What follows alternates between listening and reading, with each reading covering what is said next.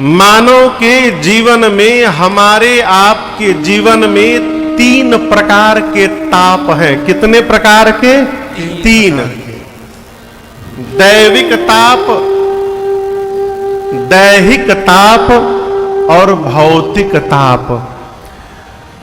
श्री काकभूषुंडी जी महाराज कहते हैं, गरुण जी, भगवान की कथा मनुष्य के जीवन के तीनों ताप का शमन करने की शक्ति रखती है। अर्थात भगवत कथा के आश्रम में रहने वाले जीव को ये 3 ताप का प्रभाव जीवन में पड़ने वाला नहीं है। भव यानी संसार के भय से कथा मुक्त कर देती है। देखिए, जगत में फंसा हुआ जीव भयभीत रहता है और भगवान में लगा हुआ जीव भय से मुक्त रहता है। ये भक्त का स्वभाव है। काकभूषुंडी जी कहते हैं, भगवान श्री राम जी की कथा तीनों ताप का शमन करने वाली है और भव के भय को समाप्त करने वाली है। काकभूषुंडी जी कहते हैं, इस कथा को जो जैसे सुने। कई लोग कहते हैं, महाराज कथा में ना एकदम शुद्ध मन से होके जाना चाहिए। सही बात है, शुद्ध मन से जाना चाहिए, लेकिन गोस्वामी जी कहते हैं केवल निष्काम भाव से नहीं, जो सकाम भाव से भी कथा में आए, कथा उसका कल्याण करती है।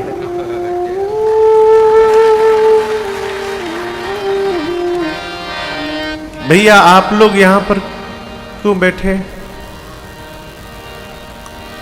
आस्था से है अपने लोग? अच्छा, अगर कोई काम न हो तो उधर बैठ जाओ।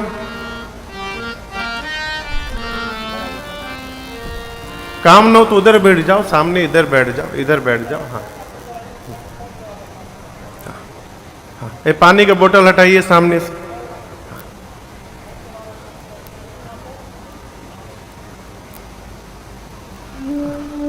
हम जैसे तैसे नहीं गा सकते ना, आगे डिस्टरबेंस होगा तो उलझन होती है हमको। सामने इधर बैठ जाओ, इधर बैठ जाओ। हाँ। किसी भी प्रकार आइए। आज दिन में हम भैया के साथ हम लोग बात कर रहे थे, हम लोगों ने इतने नियम बना दिए हैं माई बाप कि जीव भगवान से दूर हो रहा है। और देखिए, जहां बहुत नियम प्रवेश कर जाता है वहां भैया प्रेम समाप्त हो जाता है। इसलिए प्रेम बना रहे, प्रेम उत्तरोत्तर वृद्धि करता रहे, इसलिए जीवन को सहज रखिए, व्यवहार को सहज रखिए, अपनों में सहजता के साथ उपस्थित रहिए। इस प्रकार जो दूर भी हो गया है, आज नहीं तो कल आपके निकट अवश्य उपस्थित हो जाएगा। भगवान ने भेदभाव नहीं किया, भगवान ने भेदभाव नहीं किया। मेरे रघुनाथ जी जिनकी कथा मैं गा रहा हूं, मेरे रघुनाथ जी एक भीलनी के घर में जाकर उसका जूठा बेर खा लेते हैं। हम कहते हैं कि मेरे घर में दिखाई मत पड़ना, दूर रहो। हम किसकी उपासना कर रहे हो? सहज होइए। क्यों? सहज हो जाना ही जीवन की सबसे दुर्लभ भक्ति है। सहज हो जाना और सरल हो जाना। नवम सरल सब सन छल हीना, मम भरोस ही हर सन दीना। काकभूषुंडी जी कहते हैं, कामना के साथ भी जी आइए। जे सकाम नर सुनहि जिगावहि,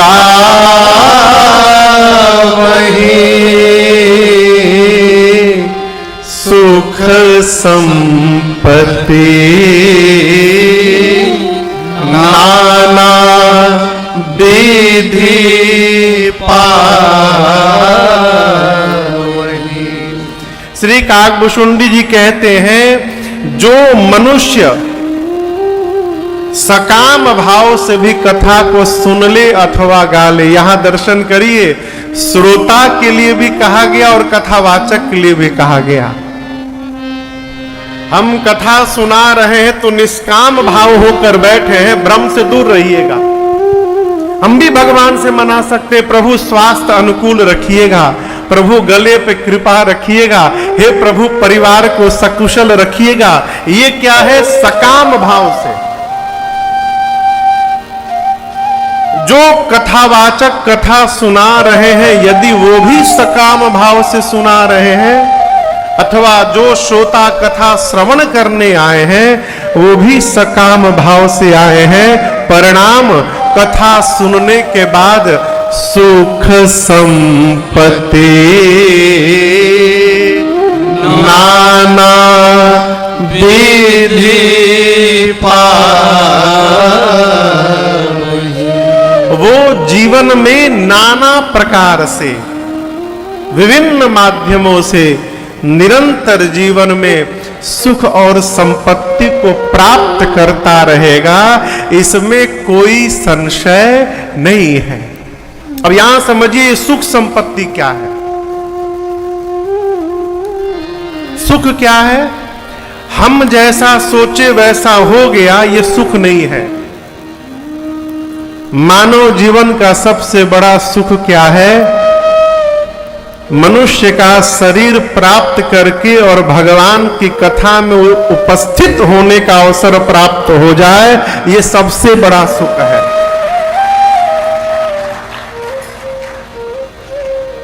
आपको सुंदरकांड में ले चलूं, श्री हनुमान जी महाराज का क्षेत्र है ये बुंदेलखंड।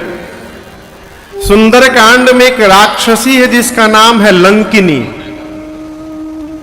क्या नाम है? लंकिनी। लंका के मेन गेट पर बैठी है।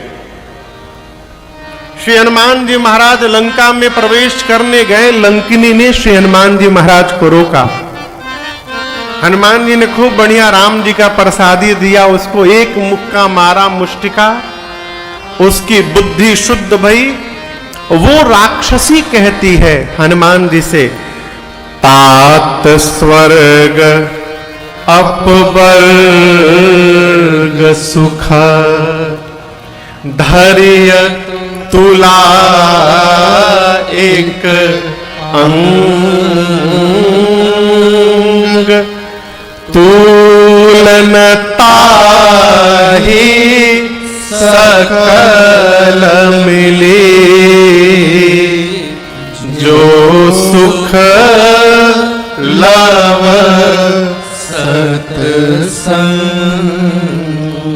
लंकिनी कहती है, हे हनुमान जी, स्वर्ग और मोक्ष का जो सुख है, स्वर्ग और मोक्ष के सुख को तराजू के एक पलड़े पर रख दीजिए। तराजू समझ रहे हैं ना, जिसमें समान वजन करते हैं। एक पलड़े पर स्वर्ग और मोक्ष का सुख रखिए और दूसरे पलड़े पर लव मात्र जीवन में सत्संग प्राप्त हो जाए उसका सुख रखिए। स्वर्ग और मोक्ष का सुख मिलकर लव मात्र समय के सत्संग के सुख की बराबरी करने वाले नहीं है। ये सत्संग के सुख की महिमा है। यहां गोस्वामी जी कहते हैं कि सुख संपत्ति नाना विधि पावहि, अर्थात उसे बिना प्रयास किए जीवन में निरंतर सत्संग करने का अवसर प्राप्त होता रहेगा। ये जीवन का सबसे बड़ा सुख है।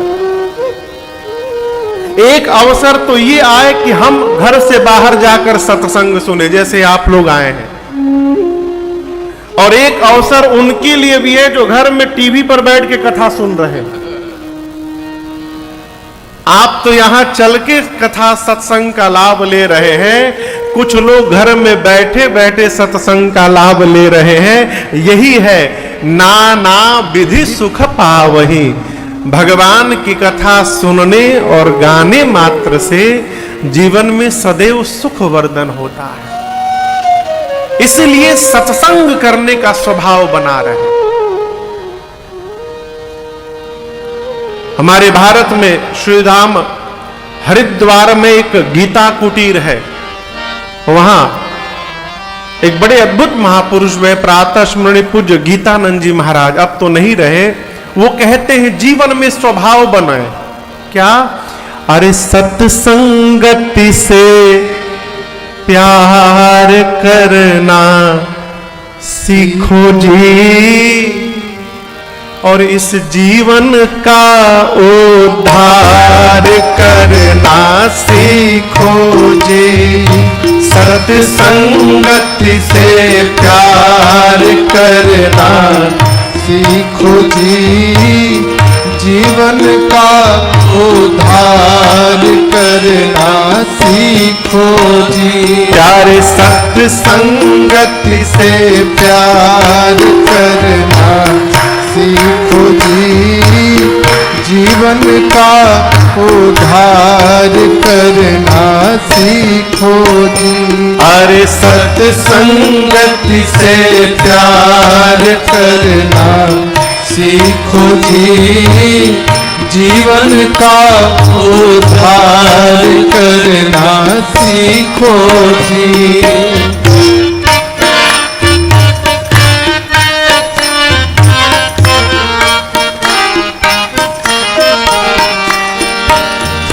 धन धाम संग नहीं जावे, सुत दारा कोई काम न आवे। धन धाम संग नहीं जावे, सुत दारा कोई काम न आवे। धन धाम संग नहीं जावे, सुत दारा कोई काम न आवे। धन धाम संग नहीं जावे, सुत दारा कोई काम न आवे। अरे सत्य असत्य विचार करना सीखो जी, जीवन का उद्धार करना सीखो जी। सत्य असत्य विचार करना सीखो जी, जीवन का उद्धार करना सीखो जी।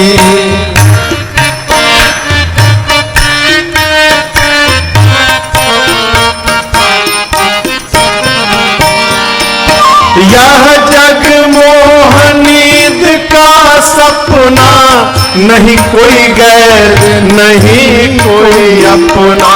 यह जग मोहनीद का सपना, नहीं कोई गैर नहीं कोई अपना। यह जग मोहनीद का सपना, नहीं कोई गैर नहीं कोई अपना। यह जग मोहनीद का सपना, नहीं कोई गैर नहीं कोई अपना। अरे ममता का संहार करना सीखो जी, जीवन का उद्धार करना सीखो जी। ममता का संहार करना सीखो जी, जीवन का उद्धार करना सीखो जी।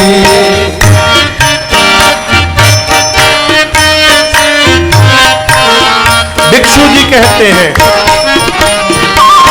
भिक्षु कहे सुनो मन मेरो, नर्तन भव बारिध कह बेरो। भिक्षु कहे सुनो मन मेरो, नर्तन भव बारिध कह बेरो। एक शब्द है भव सागर, बारिध यानी सागर। इस संसार को सागर बताया गया है, भव सागर को पार करना है। जिस प्रकार नदी को पार करने के लिए नौका की आवश्यकता पड़ती है, उसी प्रकार महापुरुष कहते हैं कि इस भव सागर को पार करने के लिए ये शरीर ही नाव है।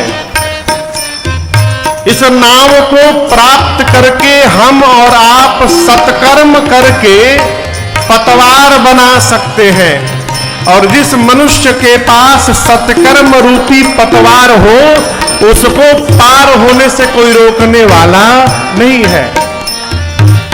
भिक्षु कहे सुनो मन मेरो, नर्तन भव बारिध कहाँ बेरो। भिक्षु कहे सुनो मन मेरो, नर्तन भव बारिध। इसे प्राप्त करके भव से बेड़ा पार करना सीखो जी, जीवन का उद्धार करना सीखो जी। भव से बेड़ा पार करना सीखो जी, जीवन का उद्धार करना सीखो जी। अरे सत्संगत से प्यार करना सीखो जी, जीवन का उद्धार करना सीखो जी। अरे सत्संगत से प्यार करना सीखो जी, जीवन का उद्धार करना सीखो जी। अरे भव से बेड़ा पार करना सीखो जी, जीवन का उद्धार करना सीखो जी। जे सकाम नर सुनहि जे गावहि, अंत में सुख संपत्ति नाना विधि पावहि। मनुष्य का शरीर प्राप्त करके सत्संग करने का अवसर प्राप्त हो रहा हो, यही जीवन का सबसे बड़ा सुख है। संपत्ति क्या है? रुपया संपत्ति है? नहीं,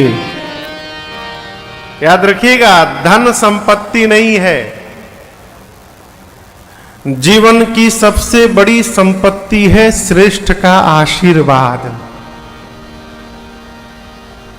संपत्ति क्या है? श्रेष्ठ का आशीर्वाद। कथा सुनते सुनते एक ना एक दिन ये स्वभाव उत्पन्न होगा कि जो भी दिखाई पड़ेगा उसके प्रणाम करने की हम प्रतीक्षा नहीं करेंगे, उनसे पहले हम ही हाथ जोड़कर उनको जय सिया राम कह देंगे और आशीर्वाद मिल जाएगा। और याद रखिएगा, विपत्ति में जब ये वाली संपत्ति काम नहीं आती है, तब आशीर्वाद की संपत्ति काम आ जाती है। असाध्य व्याधि हो जाए तो डॉक्टर साहब भी कहते अब दवा की आवश्यकता नहीं है, इनको दुआ की आवश्यकता है, अर्थात इनको आशीर्वाद की आवश्यकता है। सुख क्या है? जीवन में सत्संग प्राप्त हो। संपत्ति क्या है? सदैव आशीर्वाद लेने का स्वभाव बढ़ जाएगा। ये कथा गाने और सुनने का फल है? काकभूषुंडी जी कहते हैं, जो ऐसा जीवन में अपना ले, वो जीवन जब तक रहेगा तब तक सुर दुर्लभ सुख करे जग माही,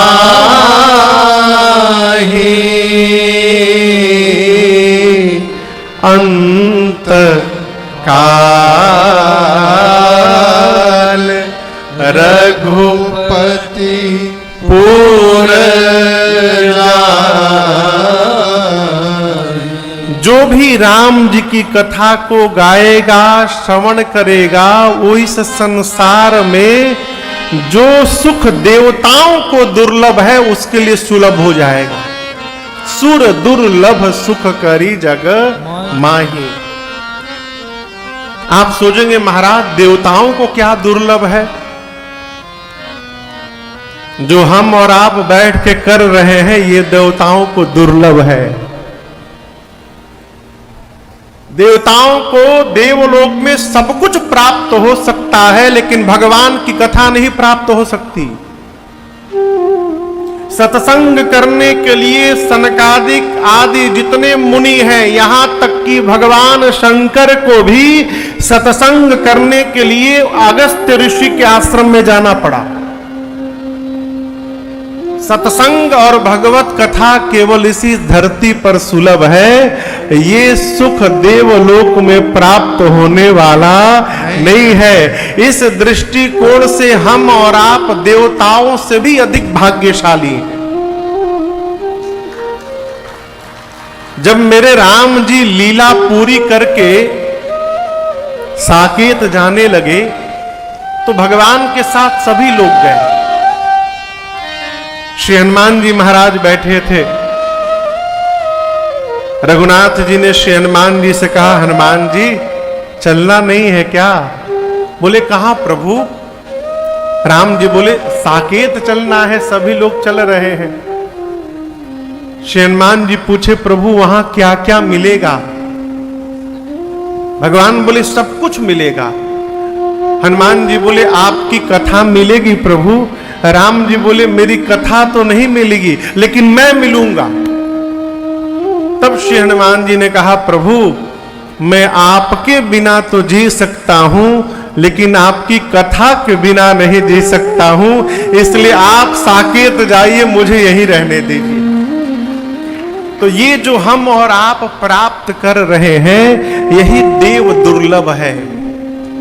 और एक बात कहें, कलिकाल में त्रेता, सतयुग और द्वापर की बात नहीं, कलिकाल में मनुष्य का शरीर प्राप्त हो जाना ये देवताओं के लिए भी दुर्लभ है। ये सुलभ न समझिएगा। काकभूषुंडी जी कहते हैं, जब तक इस संसार में रहेगा जीव देव दुर्लभ सुख प्राप्त करेगा। सुर दुर्लभ सुख करी जग माही। और जब यहां से जाएगा तो भगवान की कथा गाने और भगवान की कथा सुनने वाला स्वर्ग में नहीं जाता, नरक में नहीं जाता, वो सीधे भगवान के धाम साकेत को प्राप्त करता है। ये मानस जी का प्रमाण है।